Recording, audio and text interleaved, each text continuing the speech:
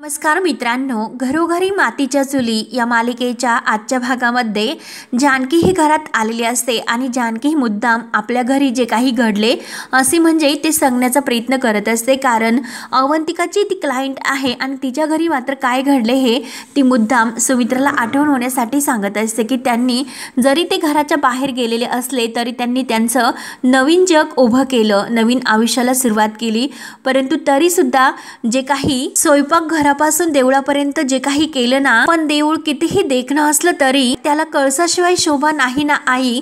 तेव्हा हे जानकीचे बोलणे ऐकून सुमित्राच्या डोळ्यात पाणी येते आणि जानकी पुढे म्हणते की ती शोभा म्हणजे आई घरातील वडीलधारी माणसं. जोपर्यंत घरामध्ये वडीलधारी माणसं नाहीत ना तोपर्यंत कुटुंबासारख्या देवळाला कळस नाहीच. तेव्हा सुमित्रा, अवंतिका आणि सुमित्र यांना हे सर्व ऐकून खूप आनंद वाटतो. जानकी पुढे म्हणते की आई, अहो मला ना माझं घर जोडून ठेवायचं, मरून दे ती प्रॉपर्टी, मला काही नको, मला फक्त माझी माणसं महत्वाची आहे, बाकी मला काही नको आणि मला फक्त नाती जपायची. आणि ही आमची ओळख इतक्या लांबून मी माझ्या अविडियरला भेटायला आले हो.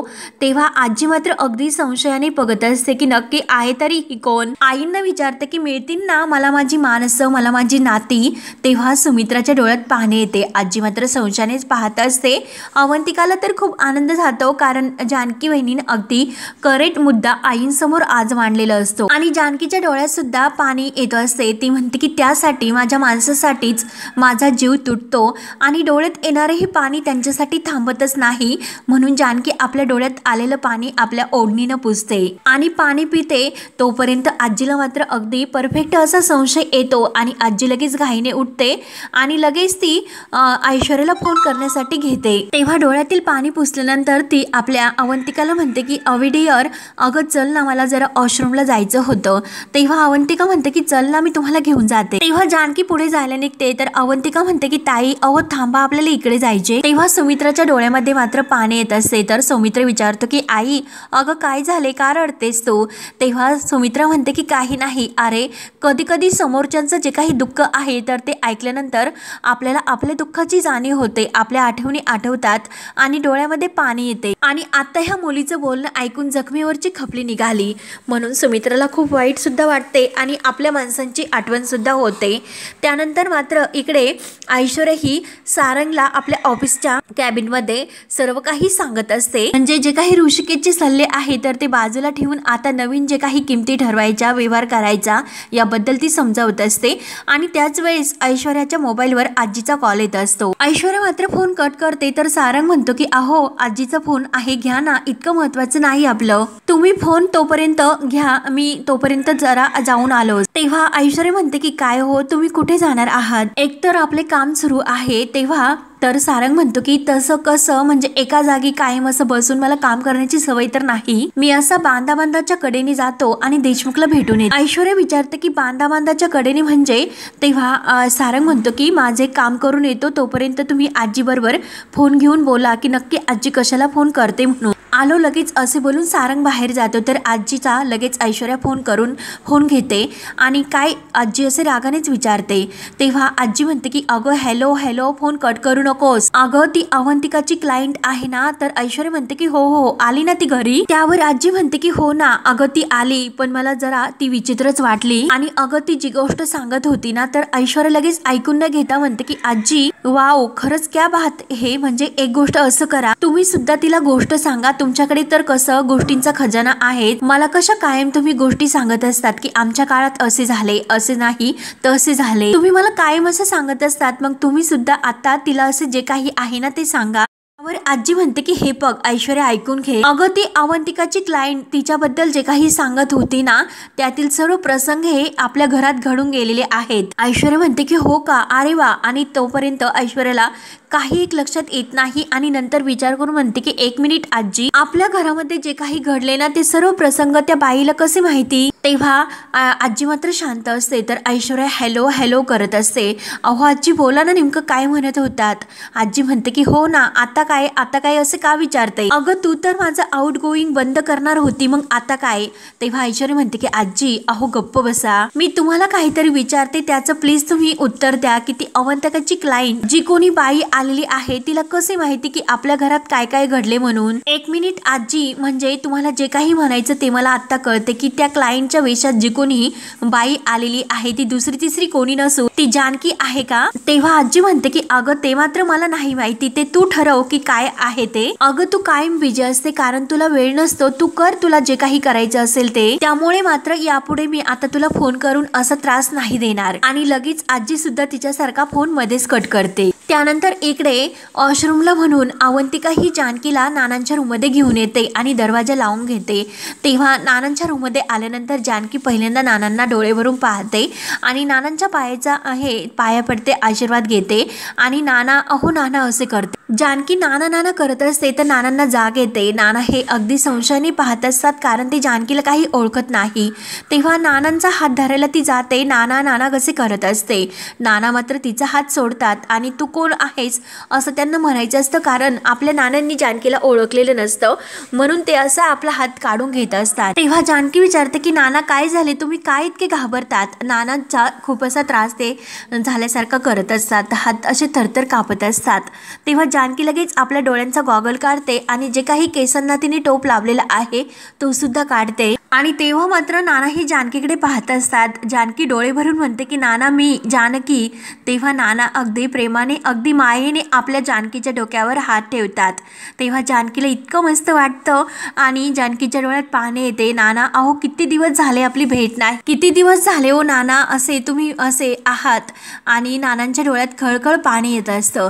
जानकी म्हणते की नाही नाना आता रडायचं नाही म्हणून आपल्या हाताने नानांच्या डोळ्यातील पाणी पुसते आणि नानांजवळ बसते. अवंतिकाला नाना आणि जानकीचं प्रेम बघून खरंच खूप आनंद वाटतो. तिचे सुद्धा डोळे भरून येतात. नाना अगदी आपल्या जानकीला डोळे भरून पाहत असतात. तेव्हा जानकी नानांना म्हणते की आय एम सॉरी, माझ्यामुळे तुम्ही घाबरलात ना, कारण मला असे वेषांतर करून तुम्हाला भेटायला यावं लागलं. आणि नाना आता मला या घरामध्ये जानकीला या घरात यायची परमिशन नाही आणि मला कोणाला सुद्धा दुखवायचे नाही. नाना मी या घरातून गेल्यापासून तुम्ही स्वतःची काळजी घेत नाही, तुमची तब्येत बघा ना किती खालावली. नानांना खूप वाईट वाटत असतं, ते फक्त रडत असतात कारण बोलता तर येत नाही. आणि काय माझ्या जानकीला आता उत्तर देऊ, काय बोलू अशी त्यांची अवस्था होते. जानकी रडतच विचारते की काय नाना औषध तरी वेळेवर घेतात का तुम्ही? नाना फक्त मान डोलावतात. तेव्हा जानकी म्हणते की नाही नाना, नाना तुम्हाला लवकर बरं व्हायचं, खरं काय आहे ते सर्वांसमोर आपल्याला आणायचं. मला सौमित्र भाऊजींनी सांगितले की तुम्हाला माझ्याशी काहीतरी बोलायचं होतं. तेव्हा नाना हो हो करत असतात आणि जानकीचा हात धरतात. जानकीच्या हातामध्ये जी बांगडी असते तर त्याबद्दल म्हणजे ऋषिकेशच्या कड्याबद्दल त्यांना जानकीला सांगायचं असतं. तेव्हा मात्र जानकी विचारते की बांगडी, नाना बांगडीचं काय? जानकी आपल्या हातातील बांगडी काढते आणि नाना बांगडीचं काय असे विचारते. तेव्हा मात्र अवंतिकाला सुद्धा ही माहिती करून घ्यायची असते. तर नाना हे खुणावून सांगत असतात की अगं तुझ्या कपाळाचं कुंकू, गळ्यातील मंगळसूत्र असं जसे त्यांनी अवंतिकाला सांगितलेले असते अगदी तशाच प्रकारे ते खुणवत असतात. जानकी विचार करत असते, कपाळाला हात लावते, टिकली आणि मंगळसूत्र आहे तर ते सुद्धा नानांना दाखवते. तेव्हा जानकी विचार करते आणि म्हणते बांगडी, टिकली, मंगळसूत्र म्हणजे ऋषिकेश. तेव्हा जानकीच्या डोळ्यात खळकन पाणी येते. तर नाना म्हणतात की हो हो तेच ते, परंतु नानांना जे ऋषिकेशच्या हातात कड आहे त्याबद्दल सांगायचं असतं. तेव्हा जानकी म्हणते की नाना तुम्ही विचार करू नका, तुम्ही त्यांची काळजी सुद्धा करू नका, ऋषिकेश अगदी आनंदात आहे, ओवी सुद्धा खूप मजेत आहे आणि ऋषिकेश सुद्धा. ही दिवाळी तुमच्या सर्वांच्या व्यतिरिक्त आम्ही साजरी केली. नाना प्रत्येक क्षणाला आम्हाला सर्वांना तुमची आठवण येते, परंतु तुम्ही मात्र काळजी करू नका, लवकरच हे घर मी पुन्हा एकत्र आणेल. ऋषिकेश मजेत आहे, तुम्ही काहीच ऋषिकेशची काळजी करू नका. नाना जे काही होईल सर्व काही ठीक होईल आणि मी ते सर्व ठीक करेल. तेव्हा नाना हे जे काही ऋषिकेशच्या हातात कड आहे त्याबद्दल जानकीचा पुन्हा हात धरतात आणि तिच्या हातातील बांगडी धरून म्हणतात की अगं हे जे जे ऋषिकेशच्या हातात आहे ना असे ते सांगण्याचा प्रयत्न करत असतात. परंतु जानकीला मात्र काही ते कळत नाही. जानकी विचारते की नाना तुम्ही मला अशी एखादी हिंट द्या आणि नेमकं आता हे सर्व कसं ओळखायचं म्हणून जानकी विचारत पडते. तेवढ्यात जानकीच्या लक्ष देते आणि ती नानांना म्हणते की नाना मी तुम्हाला एखादा कागद किंवा पेन देऊ का? नाना हो हो करत असतात. तेव्हा जानकी लगेच नानांच्या हातामध्ये वही आणि कागद देते आणि लगेच घाईने तेथील उशी घेते आणि नानांना त्यावरती लिहायला सांगते. तो कागद देऊन तो कागद उशीवर ठेवते. नानांना व्यवस्थित काही लिहिता येत नसते. तेव्हा अवंतिका ही सर्व पाहते. जानकी म्हणते की हो नाना जमेन, तुम्ही एकदा प्रयत्न करा. परंतु नानांचा डावा हात असल्यामुळे त्यांना काही नीट व्यवस्थित लिहिता येत नाही. नाना फक्त एक गोल काढतात आणि या गोलमध्ये सर्व काही आहे असे समजावण्याचा ते प्रयत्न करतात। जानकी म्हणते की नाना अहो नाही कळत, पुन्हा एकदा ट्राय करा तुम्ही। नाना पुन्हा गोल काढतात आणि हे जे काही गोल आहे ना तर नानांना कसे सांगू म्हणून ते काहीच त्यांना सुचत नाही। त्यांना खूप त्रास होत असतो की जानकीला खरंच आता कसे सांगायचे ते त्यांना काही समजत नाही। जानकी तो कागद घेते आणि पाहते तर ती नानांना म्हणते की नाना तुम्ही हे वर्तुळ काढले आणि नाना तुम्ही काय बोलतात खरंच काहीच कळत नाही। तेव्हा नाना मात्र मनामध्ये विचार करतात जानकी अगं तुला कसे समजावू, जे काही गोल वर्तुळ मी काढले ना ते म्हणजे ऋषिकेशच्या हातातील कड जे पार्वतीनं ऋषिकेशसाठी दिलं होतं ऋषिकेशला। आणि जे ऋषिकेशच्या हातामध्ये पार्वतीने दिलेलं कड आहे तर ते कड्यावर एक नंबर लिहिलेला आहे म्हणजे आपल्या देव्हाऱ्याचा तो पासवर्ड आणि त्या पासवर्डनेच त्या नंबरनेच आपल्या देव्हाऱ्याचं ते देवघर उघडू शकतं। आणि त्यामध्ये प्रॉपर्टीचे पेपर्स आहे, रणदिव्यांच्या खऱ्याखुऱ्या मालमत्तेचे पेपर्स। नानांनी जे काही करायचे असते ते सर्व अगोदर करून ठेवलेले असते आणि आता याच प्रॉपर्टीच्या हक्काने आपले ऋषिकेश जानकी परत या घरात येणार असतात। त्यानंतर ते गुंड आणि तो मालक हा एकमेकांना इशारा करतात आणि ऋषिकेश गाडी चालवत असतो, त्याचे मात्र यात लक्ष नसते आणि त्यांचा जो काही प्लॅन आहे तो त्यांना सक्सेस करायचा असतो, म्हणजे एका ठिकाणी थांबून ऋषिकेशला मारायचं असतं। त्यांच्या ज्या खानाखुना चालू असतात तर ऋषिकेश त्यांच्याकडे पाहतो तेव्हा तो मालक लगेच विचारतो की काय रे काय झाले। तेव्हा ऋषिकेश म्हणतो की काही नाही, तर तो मालक म्हणतो पुढे बघून तू गाडी चालव। तेव्हा ऋषिकेशला सुद्धा थोडासा संशय येतो आणि समोर असे लिहिलेले असते की सावधान पुढे धोका आहे। तेव्हा ऋषिकेशचे लक्ष जाते त्या पाटीकडे। तेव्हा ऋषिकेशच्या मनामध्ये आणखीन खळबळ उठते, तो विचार करतो की माहिती नाही काय पण मला नक्की काहीतरी गडबड वाटते। त्यानंतर मात्र इकडे आजीच्या सांगण्यावरून नक्की जानकी घरी आली म्हणून ऐश्वर्या ताव ही घरी येते, रणदिव्यांच्या घरात घुसते आणि बाहेर अंगणातच असताना ती म्हणते की आता ह्या जानकीचं मात्र काही खरं नाही। फसवणुकीच्या दाव्याखाली आणि घरात घुसणाऱ्याच्या या गुन्ह्याखाली मी तिला आता जेलमध्ये पाठवते म्हणजे पाठवतेच, म्हणून तिच्या जीवाची पारसी जळजळ होत असते आणि कधी मी आता घरात जाईल अशी तिची अवस्था होते। आणि तेवढ्यात सयाजी पाटील दारातच आलेले असतात आणि ते ऐशूला म्हणजे ऐश्वर्याला आवाज देतात। तेव्हा ऐश्वर्या परत मागे येते आणि डॅडा अहो तुम्ही इथे काय करतात आणि तुम्हाला हे माहिती नाही की या घरात काय चालले ते। तेव्हा सयाजीराव म्हणतो की अगं तुझ्या घरातील तर मरून दे पण तुझ्या घरात काय चाललं ते अगोदर बघ तू, म्हणजे घराच्या बाहेर। तेव्हा ऐश्वर्या विचारत असते काय आणि तेवढ्यात सौमित्र हा वर म्हणजे खिडकीतून डोकायला येतो की नक्की ऐश्वर्या आली की काय। आणि तेव्हा सौमित्रचं लक्ष जातं गच्चीतून, त्याला सयाजीराव आणि ऐश्वर्या बोलताना दिसतात। तेव्हा ऐश्वर्याला बघून सौमित्र म्हणतो की ऐश्वर्या कुठे मध्येच तडपडली आणि जर जानकी वहिनीला जर तिने पाहिलं तर आणखीन तमाशा करेल आणि वहिनी पकडली जाईल म्हणून सौमित्र धावतच जातो। त्यानंतर मात्र लगेच जानकी म्हणत असते की नाही नाना मला खरंच तुम्ही जे काही सांगतात हे जे काही वर्तुळ तुम्ही काढून दिले त्याबद्दल मला काहीच समजत नाही नाना, असे कोणती तरी मला आणखीन एक हिंट द्या ना। आणि तेवढ्यात अवंतिका दरवाजात उभी असते आणि सौमित्र घाईने दरवाजा वाजवतो आणि मी आहे असे अवंतिकाला सांगतो। मी आहे सौमित्र म्हणून अवंतिका लगेच सौमी म्हणून दरवाजा उघडते आणि सौमित्र लगेच म्हणतो की ऐश्वर्या घरात येते आणि घाईने सौमित्र हा वहिनीजवळ येतो आणि वहिनी आता तुला निघावे लागेल असे म्हणतो। तेव्हा लगेच जानकी उठते आणि सौमित्र भाऊजी नानांनी मंगळसूत्र बांगडी टिकली हे सर्व सांगितल्यामुळे मी ऋषिकेशला ओळखलं ते बरोबर आहे, परंतु हे वर्तुळ मला नाही कळत। तेव्हा सौमित्र म्हणतो की एक्झॅक्टली वहिनी आम्ही सुद्धा येथेच येऊन अडकलो, पण वहिनी आता मात्र तुला निघावे लागेल, ऐश्वर्या घरात येते। तेव्हा जानकी म्हणते की काय ऐश्वर्या, आणि जो काही केसांचा टोप असतो तर जानकी तेथेच विसरते।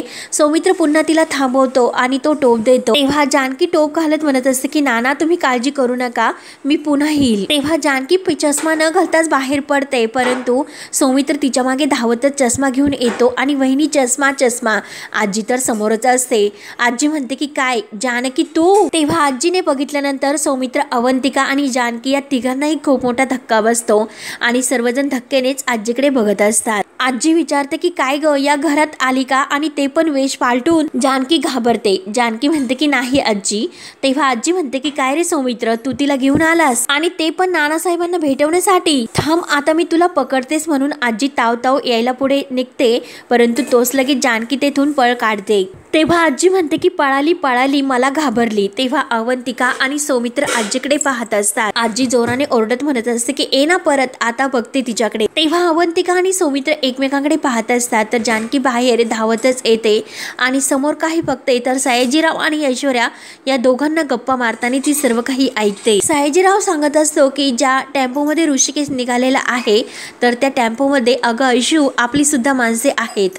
ते ऐकून तर ऐश्वर्या खूप खुश होते आणि काय सांगतात डॅडा? सयाजीराव खुश म्हणत असतो की मग अगं ऐशू काय विषय आहे का? तर सयाजीराव पुढे म्हणत असतो की जर आणि तो टेम्पो कोल्हापूरच्या हायवेला लागला तेव्हा मात्र आपली माणसं ऋषिकेशला मात्र बेदम कुटणार पार अर्ध मेला होस तर। जानकी हे सर्व ऐकते आणि जानकीला खूप राग येतो। ऐश्वर्या तर खूपच खुश होते आणि खरंच क्या बात आहे डॅडा, ऋषिकेशला तर आता चांगली अद्दल घडेल। त्याला आता कळेल की ऐश्वर्याचा इगो हर्ट केल्यानंतर ऐश्वर्या काय करते ते। आता मात्र त्या ऋषिकेशची काही खैर नाही। You are the best dada. हे सर्व ऐकून जानकीला खूप राग येतो। जानकी मनात इतकी रागावून म्हणते जर माझ्या ऋषिकेशला काही झाले तर मात्र या ऐश्वर्याला मी काही सोडणार नाही, पण त्या अगोदर मात्र ऋषिकेशला फोन करून सावध करायला हवं। तेव्हा जानकी तो काढलेला केसांचा टोप आपल्या बॅग मध्ये ठेवते आणि आपला मोबाईल काढत असते। जानकीचा मात्र त्या बॅग मध्ये फोन नसतो कारण तिच्याकडून फोन तर घरी विसरून राहिलेला असतो। तिच्या लक्ष देते की म्हणजे नक्की अरे देवा फोन तर घरातच विसरून राहिलेला दिसतो। तेव्हा जानकी धावतच घरी यायला निघते आणि तिला आता ऋषिकेशच्या जीवाची काळजी लागलेली असते। त्यानंतर मात्र इकडे ऋषिकेश गाडीतून येत असतो आणि त्या माणसांचा इशारा एकमेकांना सुरूच असतो की केव्हा गाडी थांबायची आणि ऋषिकेशला केव्हा बेदम मारायचं। कोल्हापूर हायवे केव्हा येतो याची ते वाटच पाहून असतात आणि एकमेकांना खानाखुनी करून ऋषिकेशकडे पाहत असतात। त्यानंतर जानकी मात्र घाईने इकडे धावतच रोडवरून घरी येते, घराचा दरवाजा उघडते आणि आपला फोन घेते आणि ऋषिकेशला फोन करत असते। जानकीचा आलेला फोन बघून ऋषिकेश मात्र हा फोन घ्यायला सुरुवात करतो। तेव्हा तो मालक म्हणतो की अरे काय करतोस, अशी गाडी चालवत असताना फोन कधीही घ्यायचा नसतो, पोलीस फाईन मारतात। तेव्हा लगेच जानकीचा फोन बघून तो मालक म्हणतो की बायकोचा आहे का? तर ऋषिकेश म्हणतो की हो हो। तेव्हा ऋषिकेश म्हणतो की ठीक आहे। तेव्हा तो मालक हा ऋषिकेशचा फोन सायलेंटवर टाकतो। तेव्हा जानकीला खूप टेन्शन येते, एकतर ऋषिकेश फोन सुद्धा घ्यायला तयार नाहीत, मग असं काय करू आणि यांच्यापर्यंत मी कसं पोहोचू? आणि विनायक पाटील यांच्याकडे टेम्पो सर्व्हिस मध्ये काम करायला गेले आहेत असे ते सांगत होते। मग त्यांना फोन लावून बघू का, परंतु त्यांचा सुद्धा नंबर माझ्याकडे नाही, म्हणून जानकीच्या डोळ्यात खूप पाणी येते। आता ऋषिकेशला या संकटातून कसं वाचवायचं, आता जानकी पुढे हा खूप मोठा असा धक्का म्हणजे टेन्शन उभं राहतं। नक्की आता काय करू म्हणून जानकी खूप रडत असते। आता मीच जाऊ का तिकडे म्हणून जानकी लगेच कपाटातून आपली साडी घेते आणि साडी चेंज करून धावतच ती ऋषिकेशला वाचवायला निघते। त्यानंतर मात्र इकडे ऐश्वर्या ताव ताव घरात येते। जानकी बाहेर ये, जानकी बाहेर ये। सौमित्रा आणि अवंतिका समोर हॉलमध्येच उभे असतात। ऐश्वर्या म्हणत असते की जानकी अगं बास कर तुझी ही क्लायंटच्या वेशातील नाटकं, चल समोर ये माझ्या। तेव्हा अवंतिका म्हणते की ऐश्वर्या हळूच बोल। तेव्हा लगेच ऐश्वर्या ही अवंतिकाला म्हणते की बस कर तुझं नाटक, शांत राहा। तेव्हा सौमित्रा रागाने ऐश्वर्याकडे पाहत असतो तर अवंतिका ही ऐश्वर्याला शांत राहा, गप्प कर असे म्हणत असते। कशाला उगाच आरडाओरडा करतेस ग? अगं तुला एवढं सुद्धा कळत नाही की आपल्या घरी एक पेशंट आहे आणि ते पेशंट झोपलेलं असेल म्हणून? तेव्हा ऐश्वर्या म्हणते की हो का, मग याचं भान मात्र तुम्हाला दोघांना असायला हवं होतं। आईंनी तुम्हाला बजावून सांगितले होते तरी सुद्धा तुम्ही त्या जानकीला घरात का आणलंस? अवंतिका विचारते की काय ग, कोणाबद्दल बोलतेस? तेव्हा ऐश्वर्या म्हणते की हो अगं तुझा हा जो काही अभिनय आहे ना तो तिकडे कोर्टामध्ये करायचा, इथे नाही। तेव्हा मात्र सौमित्रा आणि अवंतिकाला ऐश्वर्याचा खूप राग येतो आणि तेवढ्यात आजी सुद्धा घाईने बाहेरच येते। तेव्हा ऐश्वर्या विचारते की जानकी कुठे आहे, बोल अवंतिका काही सांगायला तयार नसते आणि रागानेच ती आपलं तोंड वळवते। तेवढ्या सारंग सुद्धा ऐश्वर्याच्या आवाजाने धावतच बाहेरून येतो। अवंतिका म्हणते की अगं जानकी वहिनी ही जानकी वहिनीच्या घरीच असेल ना, काय अशी वायफळ बडबड करतेस? अवंतिका म्हणते की काय ग ऐश्वर्या, तुला जानकी वहिनीचे भास सुद्धा व्हायला लागलेत का? तेव्हा ऐश्वर्या म्हणते की हे बघ तुझी ही नाटक बंद कर आता। सारंग लगेच म्हणतो की ऐश्वर्या अहो काय झालं, का तुम्ही भांडतात? तेव्हा ऐश्वर्या म्हणते की सारंग अहो आपल्या घरामध्ये सापळे रचले जातात। ऐश्वर्या लगेच त्या अवंतिका आणि सौमित्र या दोघांनी असे म्हणणार तोच लगेच अवंतिका सारंगला म्हणते की ह्या ऐश्वर्याचं असं म्हणणं आहे की आम्ही जानकी वहिनीला घरी घेऊन आलो।